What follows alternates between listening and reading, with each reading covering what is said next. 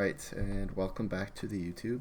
I'm going to try to get more into the routine of posting these, hopefully daily, but I usually do my picks at like 12, 1 a.m., and by the time I'm done going through like massive slates like we had on the weekend, I kind of was just too tired to even think about making a video. Um, but as I get more comfortable with this and figure it out, hopefully I can start posting every day. So this is the record of the last 3 days. 17 and 13 against the spread. Pretty average, nothing crazy. Some good days, some bad days, some even days. Brings us to 13, 18 and 1 on the new year, which is pretty solid. Hopefully we can keep improving upon that as the rest of the season goes on. But yeah, let's get into the game for tomorrow, January 6th, 2025. All right, so let's dive into the first game of today, which is Rutgers and Wisconsin. So I know there's going to be a lot of sharp money, as there always is on these home conference games on Rutgers, but I have this modeled as a Wisconsin 11-point win. I just don't know if the home edge can be enough for me here. Like, I understand that Rutgers is only going to get better with their two young studs, but I think Wisconsin is the better team on both sides of the ball, and I think they show up for this game today. So we just dive into the numbers a bit. Wisconsin likes to take a lot of threes and a lot of near basket shots, and they're 56 in three-point percentage, and they are 15th in near basket percentage. When you compare that to Rutgers on defense, they are the 230th in defending the three and 133rd in defending the near basket. So I think Wisconsin will be able to score more than they don't. And if you look at second chance opportunities, Wisconsin's actually 54th in second chance opportunity percentage, and Rutgers is 357th at probably one of the worst in all of the nation at defending their own boards. So Wisconsin's either going to shoot and make it, or shoot and then get the board and then make the shot. And if they get fouled in that, kerfuffle, they are the best free throw shooting team in the entire nation. So I just think they're going to score basically at will in this game, and Rutgers is going to have to try to keep up the pace. If you look on the other side, Rutgers has a decent matchup as well. They shoot the 90th in the nation in near basket percentage to Wisconsin's 250th in near basket defense. But still, 90th in the nation's not great. They tend to rely a lot on second chance opportunities to get a lot of points as well, which are their 15th on the offensive boards. But Wisconsin is a much better team on their own boards. They're 34th in defending the second chance opportunities. So on one end, you're going to have Wisconsin that are going to get all the boards on the offensive end. And then the other side, it's going to be much more of a battle. So I don't think it's going to be that much of a contest on that side. I don't know. Rutgers, I don't know. I'm trying to figure out a way where Rutgers wins. But I said this about a game I liked last week as well. And it just didn't end up working the same. But I can't get there. Rutgers, they've been good, but if you look at their stats, they're actually 3-4 against the spread as a home team. They're 2-0 against ranked opponents. Technically, Wisconsin's not ranked, but they definitely play better against better competition. And as an away team, Wisconsin, they're 1-1. Nothing crazy. They're 2-1 in conference games. I don't know. I look at this game, I just think Wisconsin should dominate both sides of the ball. Rutgers is going to have to really elevate their level, and Wisconsin is going to have to play really poorly for me to not like this game. So give me Wisconsin money line. I think they're going to go on the road and beat Rutgers. Yeah, let's go on to the next game. All right, so the second game that I like today is actually going to be Texas A&M Corpus Christi visiting New Orleans. So New Orleans has been a really bad team this year. They're ranked 353rd on defense and 311th in offensive efficiency. So they've not really been a good team. They have played a very hard schedule, but their record quality, if you're playing relative to the schedule, isn't great either. They're 300th in the nation. So it's not like they're being unlucky against bad teams. They're getting absolutely blown out by good teams. So when I look at this matchup, I think Texas A&M Corpus Christi are just going to get a shit ton of points this game. They are 27th in the nation in field goal percentage. Their three-point percentage is good. Their near basket is good. They get a ton of points on the secondary boards. They shoot 7%, 7th in the nation in the amount of shots that are near baskets. They're going to get a ton. And again, similar thing to Wisconsin. If they miss those shots, they're the number one team in playing near the basket. They literally play the closest to the basket as you possibly can compared to any other team. So they're going to get a lot of boards. They're 65th in the nation in points on converting those second chance opportunities. And they're 40th in the nation in second chance percentage. And I don't know, man. New Orleans is 360th in defending their own boards. So I just feel like they're going to get every shot they want to get off. And if they miss, they're going to get the shot. And on the other side, you're going to have, this team that's 311th and on offense efficiency, trying to keep up. They do get to the foul line a lot, but they shoot the free throws at like a 65% clip, which is terrible. 335th in the nation. They might get a decent amount of points off of steals, but I don't see a world where they're going to be able to keep up with this team in the Southland Conference game. So, give me Texas A&M CC. I think they'll win this by double digits. It is a road game, a true road game, conference game, but I have this model at a 14.5 win for Texas A&M CC, so I'm going to give them a shot here. All right, so the third game that I like today is actually going to be Houston Christian at Stephen A. Austin. So on paper, this game just feels like too many points for SFA. It's going to be a low-scoring game, 125, 128 is their projected total.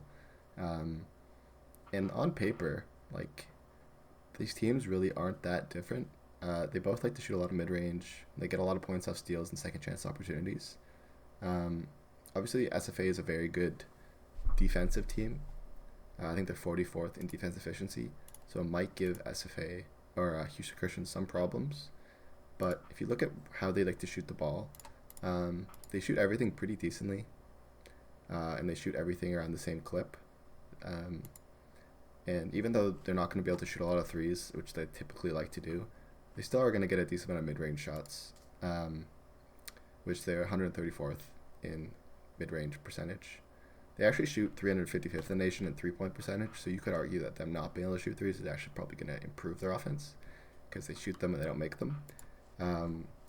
But, they've been a pretty okay team this year. They're 4-10, but they're one of the best teams against the spread this year. I think they're, what's the record here? Yeah, they're 10-2 against the spread. They just, they stay in close games. They're 9-2 as the underdog. On the other side, SFA as a home favorite are 1-2. As a favorite, they're 2-2. I think Houston can keep this game close. They're also due for a ton of positive regression. They're 2-10, but they should probably be closer to 5-7. And on the other side, you got SFA, who is basically playing up to where they should be. I don't know. I think there's a pretty good chance that Houston Christian can keep this game close, at least within 10. And especially since they're just such a good team against the spread. I just think naturally they just like to keep games close. The pace is going to be slow. Give me Houston Christian on the road at +10 against SFA. All right, game number 4. So this is actually one that's odd because I actually have preview A&M model to win this game by 4. And it's 3.5 dogs. I kind of wanted to make sure I wasn't missing anything. If you dive into it a bit deeper, Southern really likes to score their points, almost all of their points, on the secondary glass and off steals. And if you look at PVAM on the other side, they are 44th in the nation at not giving up turnovers, so they keep their ball under control.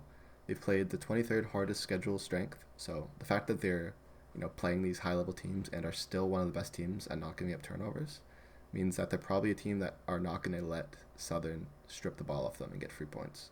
So I think Southern's going to really have to work on the road to get their points here, where they're not a really good shooting team. They're 330th in offensive efficiency, and even though they do shoot a lot of free throws, they're 350th in the nation at free throw percentage. So I don't think that's going to be a good way for them to win.